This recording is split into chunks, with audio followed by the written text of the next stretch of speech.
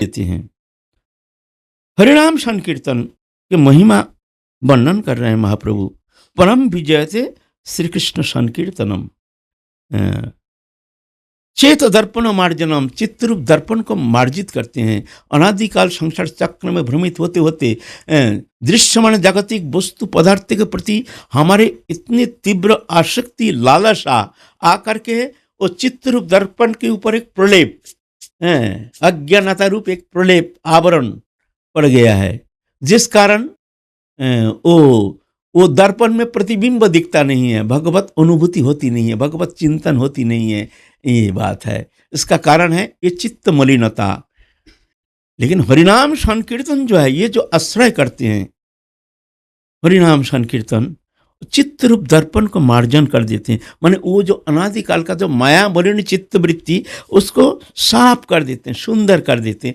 फिर जैसे कांच के ऊपर जैसे मलिन मिट्टी गिरने से जैसे प्रतिबिंब दिखता नहीं है, ऐसे ही चित्त दर्पण मलिनता के कारण कोई स्फूर्ति नहीं, कोई आनंद नहीं, कोई अनुभव नहीं। इसका कारण है हमारी चित्त वृत्ति अनादिकाल के माया मलिनता के कारण एक आवरित हो गया, आवरण पड़ गया, एक प्रलेप, वो मार्जन कर देते हैं हरिनाम संकीर्तन। भव महादबग्नि निर्वापनम। भव माने संसार, भव शब्द का माने है बनो। बनो माने कुत्ता बनो, शियाल बनो, मरो फिर बनो, मरो फिर बनो, फिर जन्म लो, फिर मृत्यु, 89 लाख जोनि में ऐसे शरीर परिवर्तन करते करते कर्म अनुसार कर्म चक्र प्रवाह में तुम इस तरह से घूमते रहो। तो इसको कहते हैं भव, भव रूप संसार। भव महादबाग्नि पीड़ित, अनादिकाल से इतना पीड़ित हो रहे हैं, दीप इतना तापित हो रहे हैं, इतना दुखी हो रहे हैं, फिर भी चेतना नहीं, फिर भी ये संसार दुख में जान करके भी, दुख प्राप्त करते हुए भी पुनः पुनः आवर्तन, पुनः पुनः वही दृश्यमान भोग्य पदार्थ के प्रति चित्त के दृढ़ अभिनिवेश, उसके प्रति आसक्ति, वही चाहते हैं। मिथ्या, भूल है, माया है, मोह है, अज्ञानता है, अंधकार है, ये सुख नहीं है। अनित्यम सुखं लोकमिमं प्राप्य भजस्व माम। अर्जुन, ये संसार अनित्य है, यहाँ सुख नहीं है। अगर सुख पाना चाहते हो तो मेरा भजन करो। फिर भी जानबूझ करके पुनः पुनः आवर्तन, जल रहे हैं, तीर्थाप दुख से ताड़ित हो रहे हैं।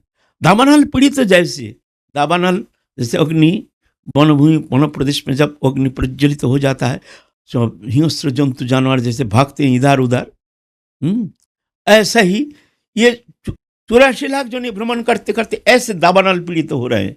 देखने में लगता है जैसे सब सुखी हैं, अच्छा कपड़ा पहने हुए हैं, गाड़ी में चल रहे हैं, बड़े हंसी खुशी। भीतर जाके देखो एक दुख का एक खजाना, जैसे उनके भीतर कितना दुख है एकमात्र वही जानता है, और कोई जानता नहीं है।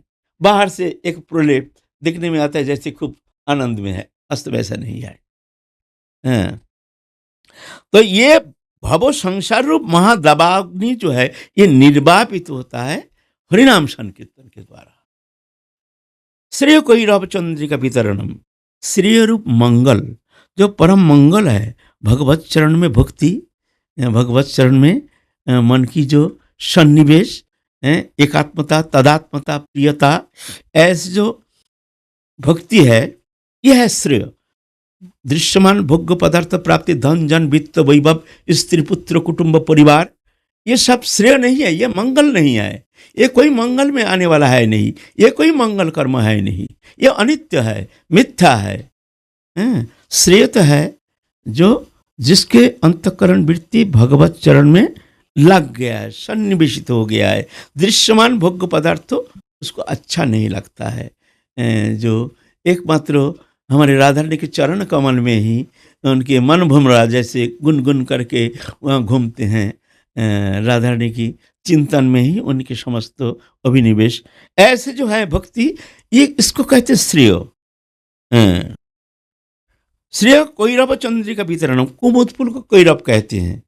कुमुद फूल चंद्र किरण में खूब सुंदर खिलता है, ऐसे श्रेय माने मंगल रूप कुमुद फूल, ये हरिनाम संकीर्तन रूप चंद्र किरण जैसे ये खिला देते हैं हरिनाम संकीर्तन।